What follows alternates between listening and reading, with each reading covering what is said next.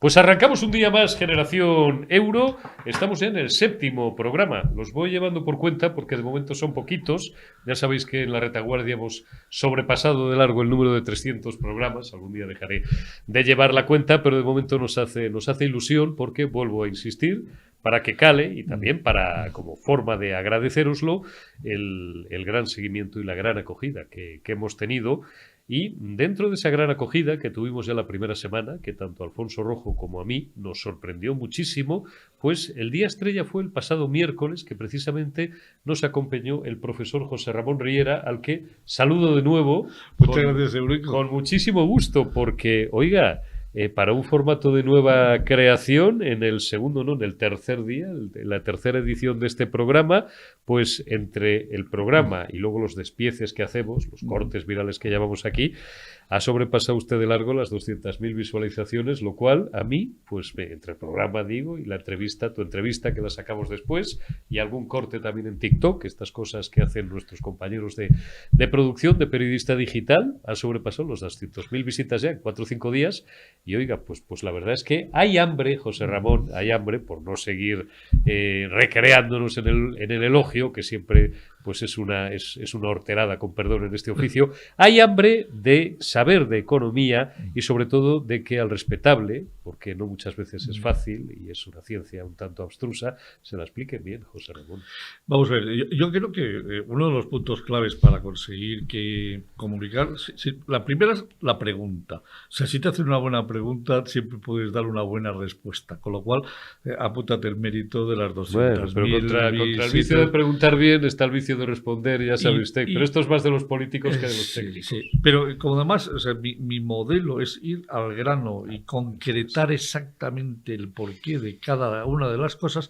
Yo creo que en economía lo que tenemos que acostumbrarnos es explicarles, es decir, a todos los espectadores, es decir, que la economía es para no economistas, que para economistas ya hay gurús y que ya están los grandes del sector, el Banco Central Europeo, el Banco de España, los servicios pero para de estudio pero para los que nos oyen y para los que nos ven, lo que hay que hacer es ponérselo para que lo entiendan y se lo puedan contar al vecino de al lado o se lo puedan contar tomando una cerveza o un café, sí, a todos sus amigos. Así y eso es lo que yo intento, ni más ni menos que dárselo, es decir, lo más fácil para que lo puedan entender. Así es. José Ramón Riera, vamos a ordenar un poquito el debate, la conversación que hoy teníamos preparada para vosotros y vamos a empezar por el artículo que ha publicado, ya os comentamos la semana pasada, que Riera, no los 7 días, pero prácticamente todos, 6 sobre 7 días de la semana, publica en el debate. Siempre enviamos un abrazo a nuestro viejo amigo Vieito Rubido.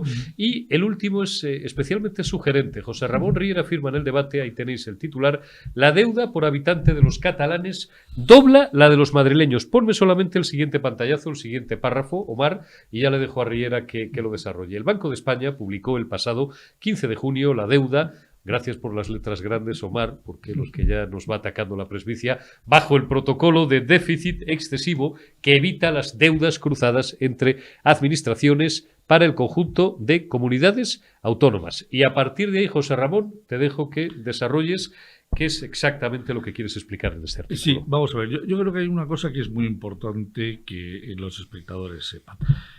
Las comunidades autónomas suman en total casi 320.000 millones de euros de deuda que se ha ido acumulando desde la historia del nacimiento de las comunidades. Más de 4 décadas. Efectivamente, pero no todas deben lo mismo, ni muchísimo menos. O sea, aquí hay 2 comunidades que se han vuelto locas con el permiso de los gobiernos.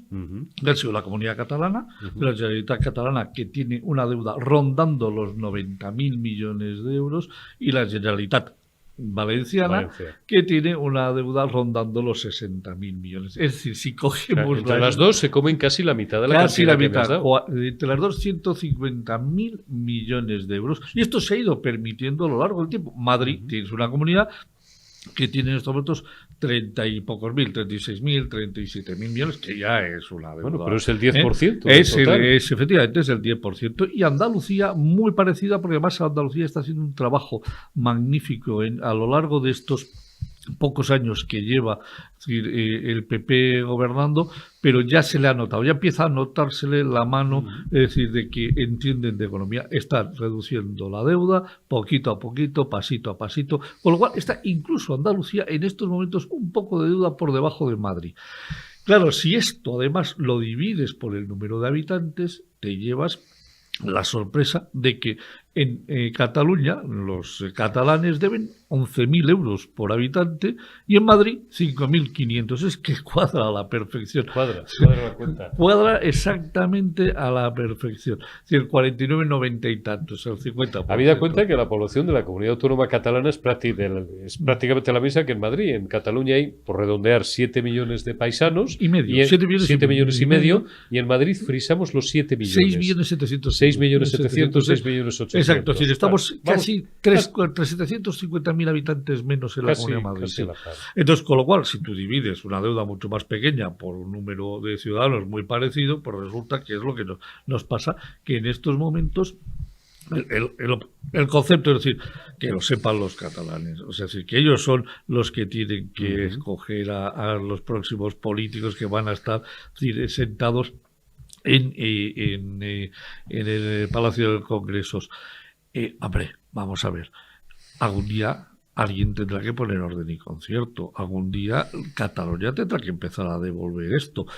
Sí, porque esto no se puede perdonar, es una deuda que está emitida, que se le debe a los mercados, que es cierto que Cataluña tiene una ventaja importante, es decir, desde Mariano Rajoy, incluido el actual presidente, le han permitido que esos 90.000 le deban 70.000 al Estado y solo 20.000 a inversores extranjeros. Con lo cual, en el momento que quieran producir un impago, nos lo comeríamos todos los españoles. Esto sí que es... esto no lo dice nadie tampoco, ¿verdad? Señor Riera, profesor Riera, usted conoce, esto yo creo que lo tengo hablado, esto es muy gallego, esto lo tengo hablado con el doctor Lacalle y con algunos prestigiosos economistas más. No conocemos ningún gobierno jamás que haya amortizado ni un euro, antes ni una peseta de deuda. Esto sí, refinanciar la deuda de corto a medio, la de medio a largo, esto es de toda la vida. Hablar con las entidades financieras, tal, pero amortizar lo que se dice amortizar. ¿Usted ha conocido algún gobierno que haya amortizado deuda territorial o un gobierno central de un Estado? No, en España no, pero bueno, si hablas con los griegos o hablas con los portugueses, la fuerza claro, es decir, es que el problema no es que no es que no lo hagas porque no es necesario, no, el problema es que un día lo mismo te dicen, es que usted no puede repagar su deuda y por lo tanto te mandan unos tipos muy raros que dicen que van vestidos de negro y que lo primero que le dicen al gobierno es, oiga, ¿cuántos empleados públicos tiene usted? Que tiene usted, que le cuesta a usted 156.000 millones de euros, me dice usted, sus empleados públicos. Vamos a empezar a quitarle 2 paguitas a esos empleados públicos, que eso significa que le vamos a quitar 24.000 millones de euritos. ¿Y cuánto me dice usted que paga a los pensionistas? Que usted tiene a los pensionistas casi 170.000 millones. Vamos a quitarle otras 2 paguitas a los pensionistas, que esto suman 28.000 millones. 24 más 28 suman 52.000 millones. Y vamos a dedicar ese dinerito, ¿sabe usted a qué? A pagar deuda. O sea, que la deuda no la paga nadie. No, sí, la van a pagar los empleados públicos y los pensionistas, que esto es lo que les pasó a los empleados públicos y pensionistas de nuestro vecino Portugal y de nuestros amigos griegos que estaban en aquellos momentos presididos por el equivalente a Podemos, por Syriza. Exacto. Por Syriza, claro. Efectivamente. Y entonces lo pagaron los empleados públicos y lo pagaron los pensionistas. ¿Esos pagaron el Estado? No, esos pagaron una parte de la población y encima una parte, es decir, que como son las más fáciles a la que le podemos quitar el dinero, pues se lo quitamos directamente. Oye, y esto sí que es peligroso, porque... Te voy a apretar un poco, José Ramón, Sí. y eso es justo, aunque estemos hablando en pura ortodoxia liberal, es justo que por la mala gestión, no de un gobierno, de una miríada de gobiernos que han ido sucediéndose en el pasado y dándole patadas a la lata, es justo que al final lo tenga que pagar el ciudadano, lo tenga que pagar el pobre pensionista, lo tenga que pagar el empleado público, lo tenga que pagar todo el paisanaje en general, pues en un encarecimiento de los servicios públicos, del transporte público, de la sanidad. Son preguntas que yo me hago. Sí, vamos a ver. Sí, te va a responder muy claramente. Si en lugar de esperar a que vengan los hombres de negro, Claro. llega un gobierno en estos momentos y dice, tenemos una situación que puede ser peligrosa, pero tomamos una decisión de cortar gastos, buscando las ineficiencias, es decir, que las hay de forma sustancial en nuestra administración central y en nuestra administración autonómica, es decir, en lugar de pagarlo los empleados públicos y de pagarlo los pensionistas, se quita del gasto público innecesario. Entonces, ¿qué es mejor? Hombre, pues yo desde aquí le propongo a Feijóo y le propongo a Abascal, que espero que gobiernen juntitos, que se sienten y que cojan el estudio que preparó la COE a través del Instituto de Estudios Económicos, en el cual demostraba que se podían reducir 60.000 millones de gasto público por ineficiencias. Y yo desde aquí les regalo mi libro a cada uno de ellos, 88.000 millones de despilfarro, y les explico cómo se puede reducir 80.000 millones en las comunidades autónomas. Y entonces, claro que vamos a reducir empleados públicos, porque tenemos 670.000 empleados públicos en la categoría de otros, cuando tenemos 609.000 en la categoría de con contrato laboral. ¿Cómo se han colocado en nuestras estructuras 670.000 otros? Es decir, que han entrado por las puertas giratorias. Pues algunos tendrán que salir, otros a lo mejor no, pero ya tenemos un trocito donde no es el general, el funcionario y el trabajador modelo, que los hay y buenos en la administración pública, sino aquellos que se han ido colocando de manera ineficaz e ineficiente y pegándose a las estructuras públicas. Que lo paguen, sí. Claro. Pero que lo paguen los ineficiencias, Claro. no que lo paguen los pensionistas o los funcionarios o los empleados que tienen contrato laboral. Está meridianamente claro. Estás trabajando ahora, José Ramón, en un completo estudio, un análisis, que probablemente sea una de las próximas cosas, a buen seguro que publiques, en el que explicas algo tan paradójico, pero iba a decir tan chusco, la verdad es que no tiene ninguna gracia, pero cómo en España un gobierno socialista, no, socialcomunista. Bien. ¿De qué alardean siempre los socialcomunistas? De ser los más sociales, ¿no? Frente a esa peligrosa gentuza, entre comillas, que somos los liberales, que somos gente sin alma, que somos gente despiadada y tal. Y tú eres perfectamente capaz de demostrar en un minuto y medio, desarmar toda esa mercancía averiada ideológica y demostrar cómo España es precisamente un país mucho menos social que otros como Alemania. Bueno, vamos a ver, sí, lo hemos estado hablando y por eso me haces esa dura pregunta para que se la cuente a tus espectadores y a los que nos van a ver y nos están viendo. Vamos a ver. Eurostat da los datos reales de lo que está pasando en las economías de Europa. Ajá. Y esto es muy sencillo. Yo he pedido a Eurostat, me busco cuál es el gasto público de cada uno de los países. Cojo los 6 más grandes: Alemania, Francia, Italia, Países Bajos, Polonia y España. Y digo, vamos a ver cuánto le dedicamos cada país, es decir, a prestaciones sociales. Prestaciones sociales son... El porcentaje. Exacto, sí. Está, es decir, desempleo y pensiones. Bueno, pues Alemania le dedica un 50% de su gasto público a prestaciones sociales. España es la penúltima, un 42%. Vaya por Dios, ¿y eso por qué? Ay, claro. Primero, esto sería muy importante que nos lo contase Pedro Sánchez, pero como es incapaz, y Nadia Calviño también, Pedro de contarlo, no entiende de esto. Y sabe. Nadia Calviño, yo creo que tampoco entiende mucho, te lo voy a contar. Porque cojo otra y digo, a ver, vamos a ver cuánto es el coste salarial que tiene España sobre el gasto público. Un 25%. Es decir, de cada 100 euros, 25 van a pagar salarios. ¿Cuánto es el caso de Alemania? Un 16%. Sí, quiere decir que nosotros, nuestra administración, tal como hoy está montada, con esos 670.000 que están en los otros, resulta sí, que nos cuesta 9 puntos más caros que cuesta los alemanes. Si nosotros redujésemos y tuviésemos un coste salarial del 16%, podríamos pagar podríamos dedicar el 51% de nuestros gastos a prestaciones sociales, a desempleo y a lo que es las pensiones. Es decir, no tendríamos ningún problema de pensiones si de verdad no nos gastásemos el dinero en lo que no nos debemos de gastar. Está claro. En términos económicos se llama eficiencia o productividad. Efectivamente. ¿Por qué somos el país? No sé si somos el país el que menos o uno de los que menos productividad. España siempre ha tenido un problema laboralmente de productividad. Y entonces, eso solamente hay dos vías. O se bajan los salarios, o se incrementan el número de horas trabajadas. Sí, ni más ni menos, pero fíjate el tema. España no es precisamente el país de los salarios más altos. Luego el problema que tenemos, luego el problema que tenemos es de ineficiencia. Vamos a ver. Es decir, seguimos en una administración anquilosada. Se nos ha llenado la boca de digitalización. ¿Y qué hemos digitalizado en nuestra administración pública?